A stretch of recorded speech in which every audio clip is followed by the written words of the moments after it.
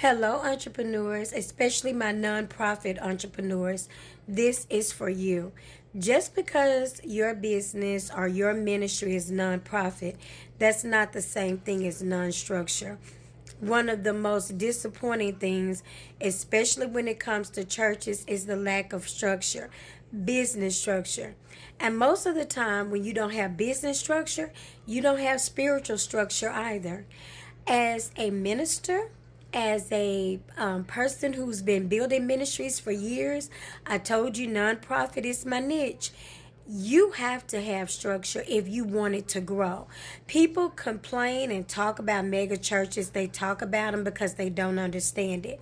But anything that's going to grow past you and yours has to be structured appropriately. It has to be handled like a business.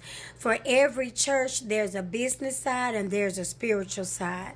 And too often we don't know the difference. And because we tend to downplay the business side, we disrespect the spiritual side. Meaning we think any and everything go, and we will blame any and everything on the Lord, and that's just not right. When it comes to building the house of God, you've got to structure it and you've got to build it like you want it to last, like it has purpose, like it's been called, like it's been chosen. There is no one in the Bible that you can find that God did not have a plan. Even when the plan looked like it was just out of whack, he always showed you and always brought it back together, and it was always a method to the madness. If God took time to show you that everything is a process and that it is business and that there is structure and that he operates in strategy, then you ought to respect God's word enough, the word that we preach and teach and promote, to do the same thing when you're building his house. That means you got to have strategy. And even if you're just talking on the spiritual side, you cannot go into ministry or build a ministry when everybody is doing whatever they want.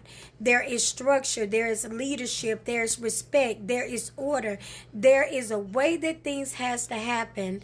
There's a way that things have to happen in order for there not to be chaos. Because you cannot build in chaos, you cannot grow in chaos, and you cannot build anything just any kind of way. You will always struggle and always have small, and small does not always mean quality. So, to all my nonprofits, nonprofit does not mean that you operate without money, and it does not mean that you operate without structure. In fact, you have to have more structure when you are a nonprofit than you do when you're a for-profit. It's been your girl, the Queen Bee, because I want to see you win. Nonprofit does not mean chaos and free will and just do whatever. No one wins when it's like that. Bye-bye.